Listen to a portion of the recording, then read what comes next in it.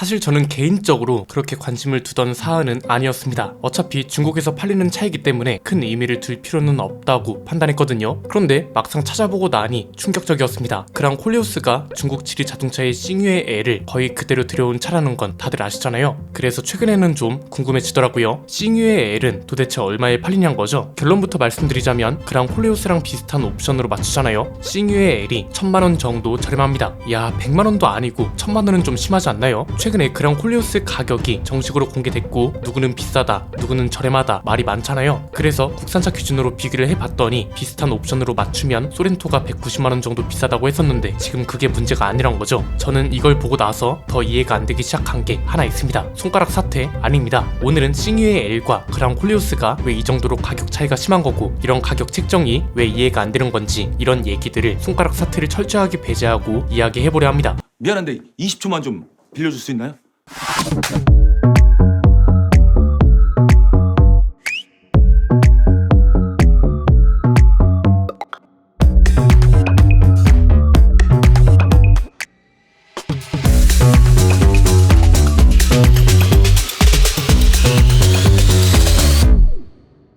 분명 댓글에 그러는 사람 있을 겁니다. 코딱지만한 한국 시장을 르노가 신경 쓸 이유가 없잖아 이런 거죠. 그런데 그렇게 따지면 아예 쉐보레처럼 모빌리티 쇼도 참가하지 말고 오로라 프로젝트다 뭐다 말을 말았어야죠. 심지어 프랑스 본사 임원들도 수시로 한국을 방문했고요. 전 시장 리뉴얼은 대체 왜 한 거죠? 보여주기 식이라고 치기엔 너무 많은 비용을 쏟아부었던 거 아닐까요? 너무 1차원적이라 대화의 필요성도 없는 의견이고요. 그런 소리를 하는 사람이 하도 많아서 아예 시장 얘기를 따로 다룬 영상이 있으니까 관련 내용이 궁금하신 분들은 이 영상을 참고하시면 됩니다. 그랑 콜리오스와 싱유의 L은 카스쿱스 같은 유력 자동차 외신들도 쌍둥이 모델이라고 부릅니다. 사실상 디자인만 살짝 다른 거고 이건 뭐 부정한다고 달라지는 사실이 아닙니다. 그랑 콜리오스의 가격에 대해 갑론을박이 많고 이건 그럼 싱유의 L이 가격을 보면 이 차가 비싼 건지 저렴한 건지 기준이 세워진다고도 볼 수 있습니다. 중국에서 저렴하게 팔고 한국에서 비싸게 판다면 그건 비싸게 파는 게 맞는 거죠. 왜냐면 그 정도 가격으로만 팔아도 되는 걸 한국에서는 비싸게 판다는 소리니까요. 반대로 중국 판매 가격이 한국보다 비싸다면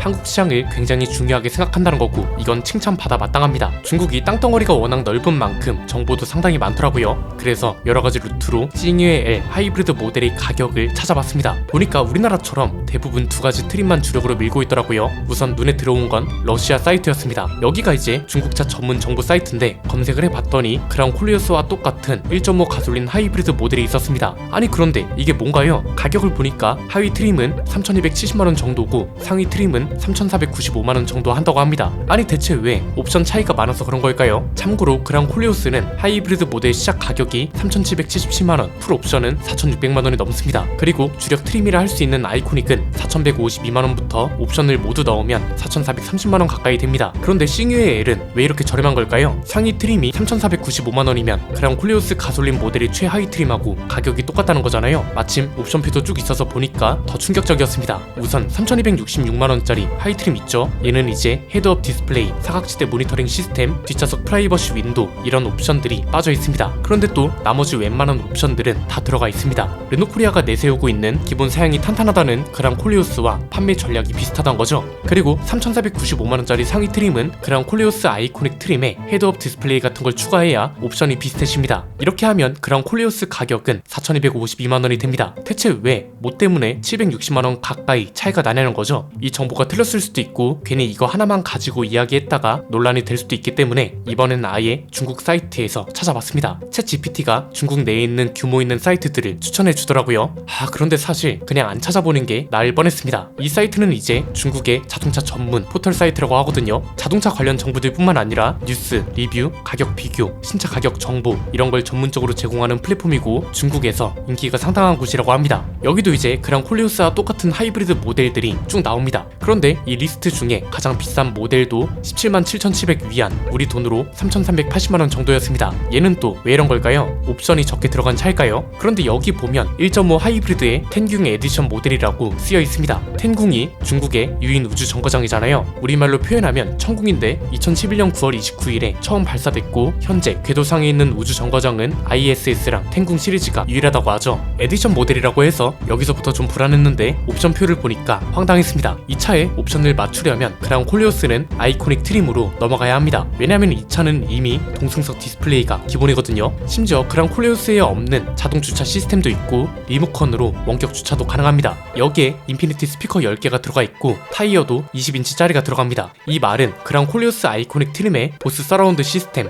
헤드업 디스플레이, 20인치 휠 타이어 옵션을 다 넣어야 한다는 거죠. 사실상 풀옵션인데 이렇게 되면 그랑 콜리오스의 가격은 4,400만원이 넘어갑니다. 1,000만원 넘게 차이가 난다는 거죠. 물론 옵션이 아예 똑같은 건 아닙니다. 싱유의 L 같은 경우는 중국에선 이런 게 비선호 사양인지 뒷좌석 열선 시트, 원격 시동 이런 게 빠져 있더라고요. 그런데 아무리 그래도 그렇죠. 이런 게 빠졌다고 해서 1,000만원이나 차이 난다는 게 납득 가능한 범인가요? 옵션 값으로 많이 쳐봐야 100만원 정도 할까요? 물론 중국 내 시세라던가 딜러마다 가격은 다를 수 있지만 300만원 정도 차이면 오차 범위로 인정할 수 있습니다. 그런데 1,000만원 차이는 좀 심한 거 아니냐 이거죠. 이게 혹시 잘못됐다거나 중국 소식에 능하신 분들은 이게 정말 사실인지 댓글로 한 번 더 알려주셨으면 좋겠습니다. 여기 말고 다른 사이트에서도 찾아보니까 마찬가지로 그랑 콜리오스보다 훨씬 저렴했습니다. 이게 그러니까 지난번 영상에서도 말씀드렸던 것처럼 어쨌든 국내 자동차 시장에 진출해 있는 기업들이 잘 됐으면 한다고 이야기했었고 그 이유에 대해서도 모두 설명했습니다. 그런데 이건 지금 잘 되어야 한다는 주장과 근거를 떠나서 왜 이렇게 큰 차이가 있는 건지부터 의문이란 거죠. 물론 따지고 보면 완전 똑같지는 않겠죠. 예컨대 싱유의 L은 갤럭시 OS가 들어가고 우리는 티맵하고 협업해서 만든 시스템이 탑재됩니다. 여기서 갤럭시는 삼성 갤럭시가 아니고요. 지리차에 갤럭시라는 전기차 라인업이 있는데 이 차들에 들어가는 OS를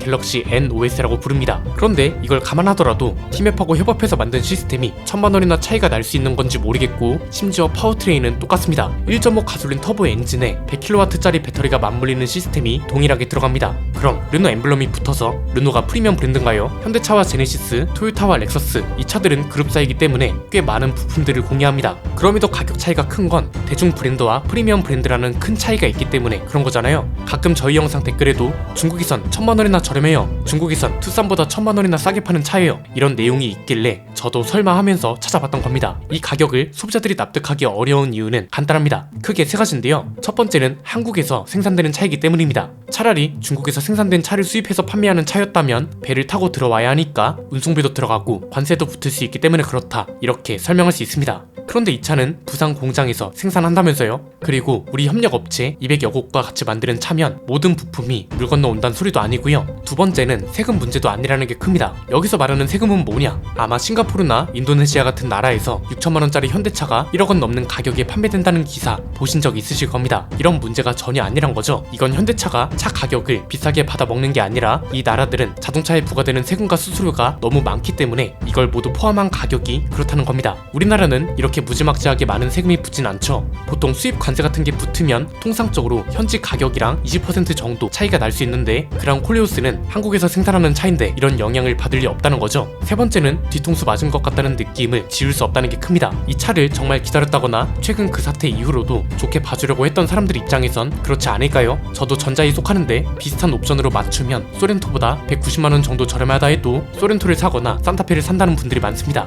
이런 상황에 지리차랑 거의 똑같은 차가 중국에선 1,000만원이나 저렴한데 심지어 한국 공장에서 생산되는 차가 이렇게 비싸게 팔려야 하는 이유가 뭐냐 이거죠. 볼보와 플랫폼을 공유해서 알았다 이겁니다. 그들 주장에 따르면 뭔가요? 볼보와 플랫폼과 안전 시스템을 공유하는 차라 근본부터 다른데 현기차 따위랑 비교가 가능하냐? 이런 거죠. 알았다 이겁니다. 그런데 왜 그런 차를 중국에서는 1,000만원이나 저렴하게 파는 거냐니까요? 만약 그 주장이 맞다면 중국에서도 그만큼 비싸게 팔려야 하는 거 아닐까요? 그런데 왜 한국에서는 1,000만원이나 비싸게 팔리고 심지어 한국 공장에서 생산하는 차인데도 이렇게 가격 차이가 큰 거죠? 그러니까 이게 지금 최근에 다른 영상에서 말씀드린 그대로 되고 있다는 겁니다. 르노는 애초에 한국 시장에서 꼴찌였던 회사고 그 이유는 항상 가격이 컸습니다. QM6가 유일하게 압도적인 판매량을 유지하고 한때는 현대기아차 경쟁 모델 판매량에도 영향을 줄 수 있었던 이유가 LPG 모델이 가성비 때문에 입소문이 나서 그랬던 거고요. 나머지 차들은 신형 교체 주기도 늦고 그렇다고 가격이 저렴한 것도 아니라서 소비자들이 외면을 받았습니다. 출시 전에는 가성비가 중요하다, 가성비가 기대된다, 가성비가 무기다 이런 말이 나오다가도 막상 출시가 되면 가격 때문에 실망을 주는 경우가 꽤 여러 번 있었기 때문에 르노가 르노했다는 말이 나오는 거죠. 즉 이번에도 이걸 특별하게 생각할 필요가 전혀 없다는 겁니다.